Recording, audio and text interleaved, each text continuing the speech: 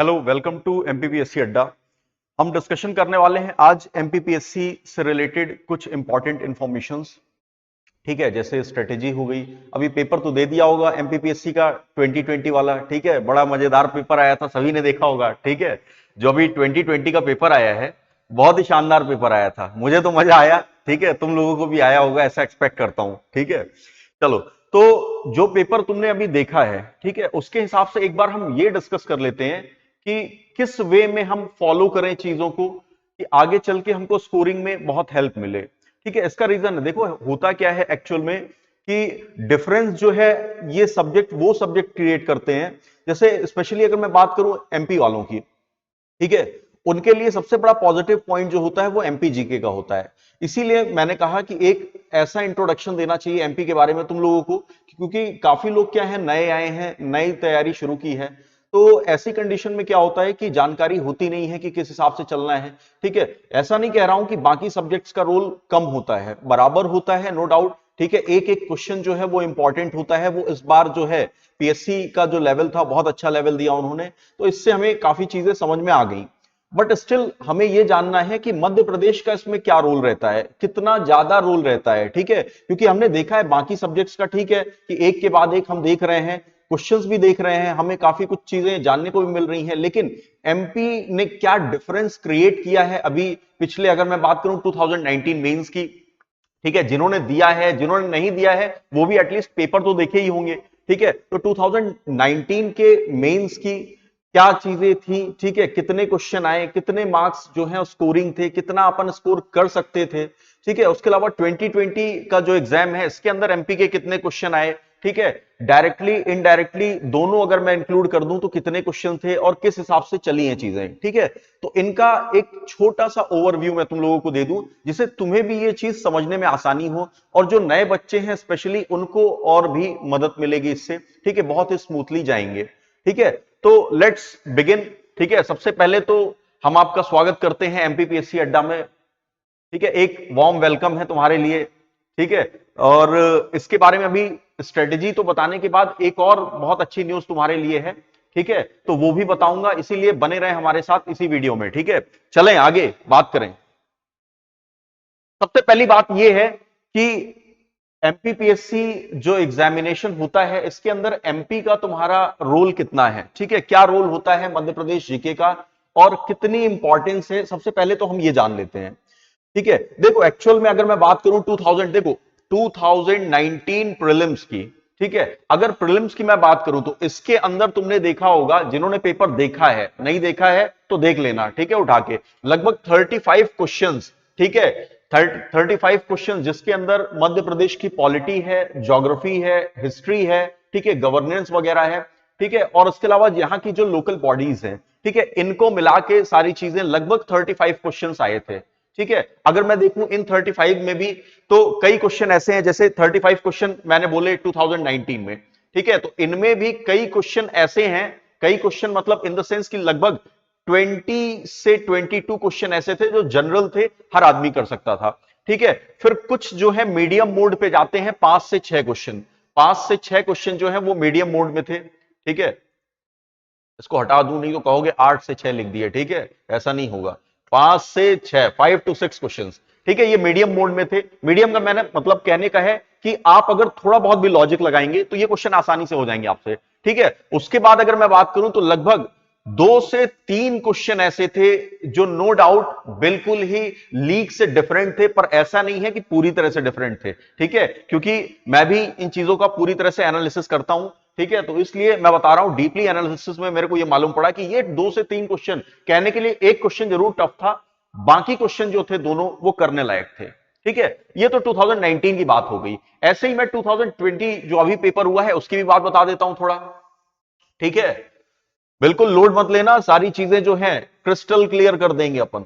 ठीक है, चलो उसके बाद अगर बात करें 2020 की, जो तुम्हारा प्रीलिम्स है 2020, इसके अंदर की अगर मैं बात करूं तो अभी जिन्होंने पेपर दिया होगा तो देखो क्वेश्चन जो है एक्चुअली में 37, अगर मध्य प्रदेश से रिलेटेड देखे जाए तो 37 थे, लेकिन स्टिल 1-2 क्वेश्चन ऐसे हैं जो नेशनल लेवल के भी हैं, जो नेशनल को भी टच करते हैं। दैट्स वाई वो क्वेश्चन अगर मैं हटा भी दूं ठीक है, तो भी तुम्हारे लगभग 35 क्वेश्चन इस बार भी 35 to 36 क्वेश्चन इस बार भी बनते हैं। ठीक है, इस बार भी बनते हैं। तो एक ऐसा डिफरेंस देख रहे हो जो क्रिएट कर रहा है मध्य प्रदेश जीके, मतलब 100 क्वेश्चंस हैं, सिलेक्शन तुम्हारा हो रहा है 70 से 75, यही ट्रेंड है। ठीक है, कई सालों से ये ट्रेंड है। और उसके अंदर देख रहा हो 35 क्वेश्चन, मतलब 50% जो है, ठीक है, एमपी से ही आता है। और इन 70 क्वेश्चन में जो 35 क्वेश्चन है, तुमको एक चीज बताऊं, 32 से 33 क्वेश्चन, ठीक है, इतने क्वेश्चन करना बहुत ही आसान होता है। बस बशर्ते ये है कि तुम्हारी गाइडलाइन सही हो, तुमने कंटेंट ठीक किया हो, ठीक है, और चीजें जो है बिल्कुल ट्रैक पे फॉलो की हो, ठीक है, आउट ऑफ ट्रैक ना गए हो। क्या होता है कि देखो, मार्केट में 10 तरह की चीजें अवेलेबल है, नो डाउट मैं भी जानता हूं।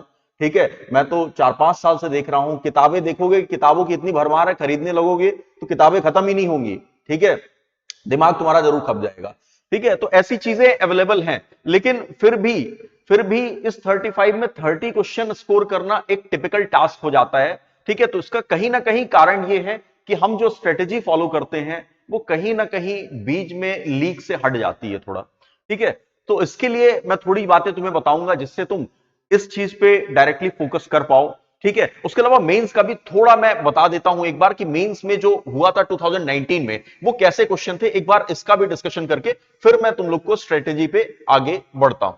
ठीक है, ओके, ठीक है। मेंस की मैं बात करूं तो जो मेंस 2019 हुआ था, मेंस 2019 जो हुआ था, अगर मैं इसकी बात करूं तो इसके अंदर अगर देखा हो, जिन्होंने पेपर देखा होगा, तो ज्योग्राफी वाला पार्ट जो है, हिस्ट्री वाला पार्ट जो है, अगर मैं उठा लूं तो बहुत ही शानदार क्वेश्चन आए थे। देखो, इनको मैं टिपिकल नहीं कहूंगा क्योंकि ठीक है, मेरे को देखने में ऐसा लग रहा था कि बिल्कुल मतलब नॉर्मल लेवल के, कहते हैं ना कि जो जिन्होंने पढ़ रखा है ये बेसिकली उन्हीं के लिए होगा, लेकिन नॉर्मल लेवल के, बहुत ही लो तो नहीं कहूंगा, बहुत ही हायर भी नहीं कहूंगा, और मीडियम के आसपास, मीडियम से लो लेवल का जो बीच होता है उसके बीच में वो लाई करते थे क्वेश्चन। और लगभग लगभग अगर देखा जाए तो 120 प्लस मार्क्स, ठीक है, अगर सारी चीजें मैं एमपी की इंक्लूड कर लूं तो 120 प्लस मार्क्स तो तुम्हारे सिर्फ इस बार के 2019 मेंस के अंदर एमपी का पार्ट था।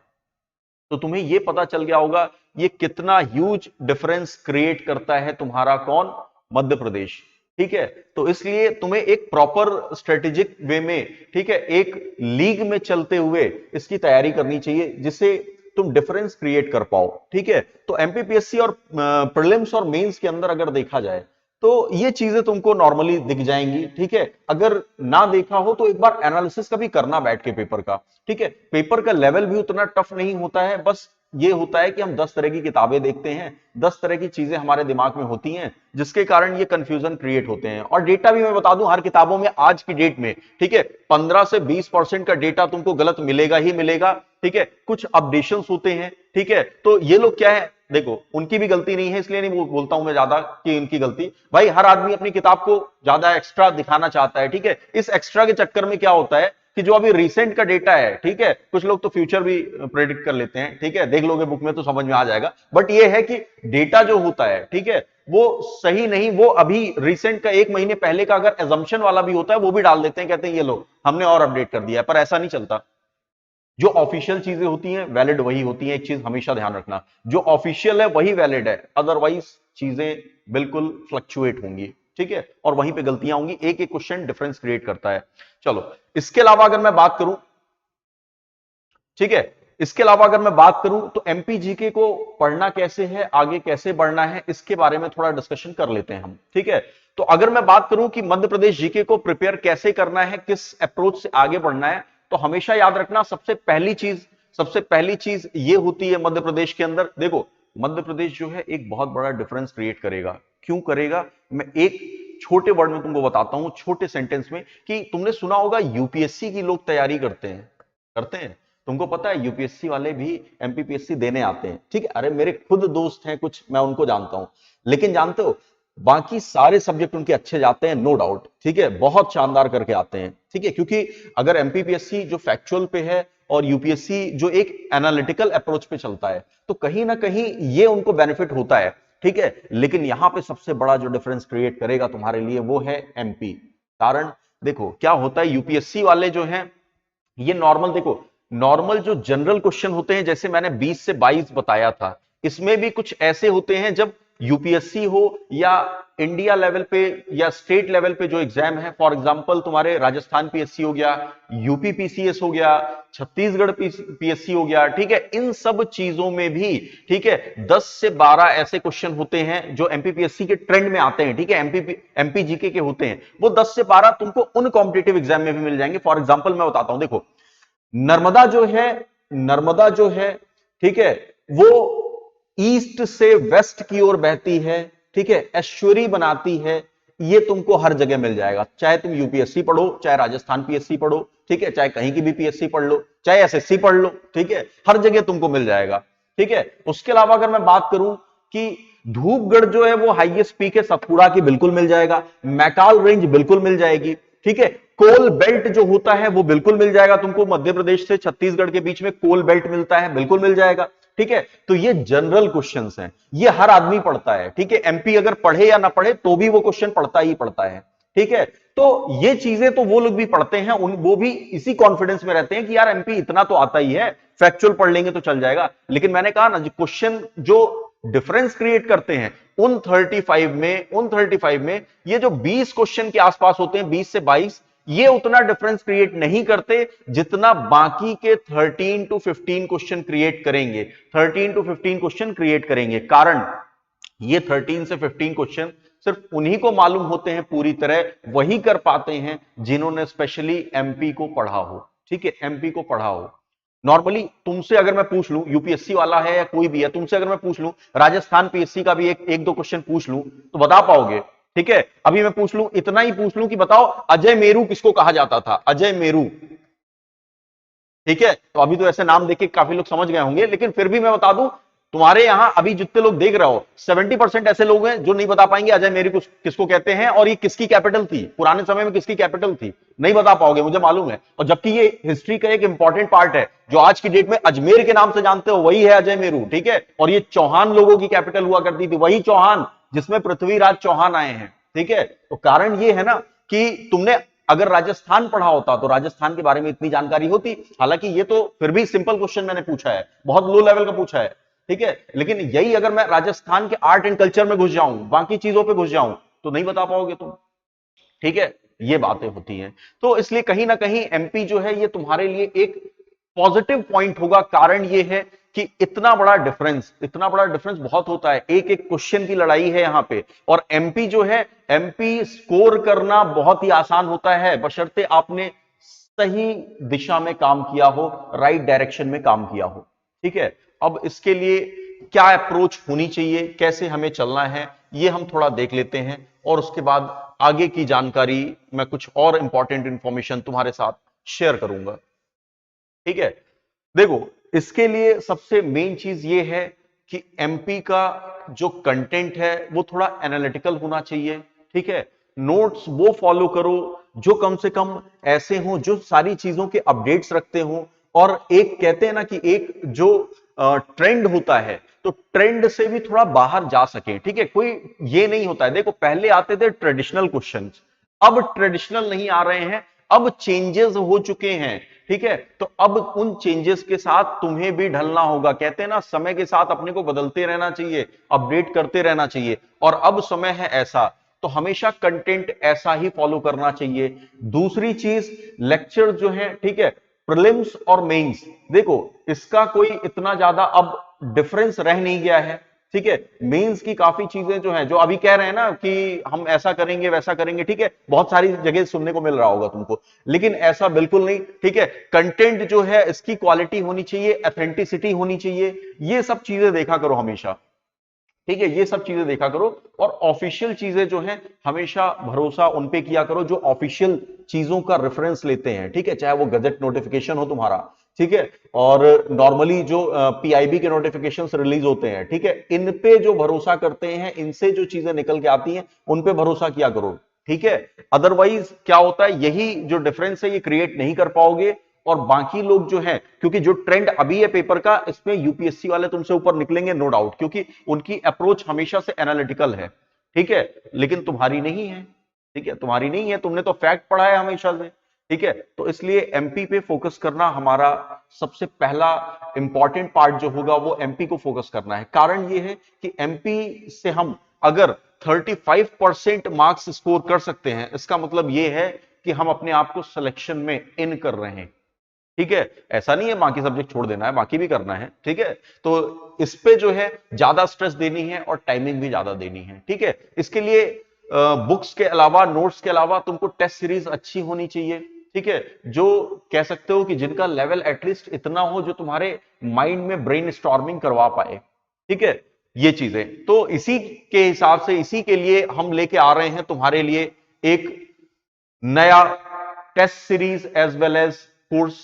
ठीक है, जिसके अंदर हम 9 अगस्त से 9th ऑफ अगस्त से चालू करने वाले हैं, 9th ऑफ अगस्त से चालू करने वाले हैं नए बैचेस। एमपीपीएससी अड्डा के अंदर नए बैचेस चालू करेंगे। ठीक है, देखो कोई भी चीज तुमने सुना होगा, तुम सुन के यूट्यूब में आगे बढ़ा देते होगे, लेकिन मैं तो ये कहता हूं कि एक बार आओ, फील करके देखो चीजों को। ठीक है, तुम्हें खुद समझ में आएगा डिफरेंस किन चीजों के साथ है।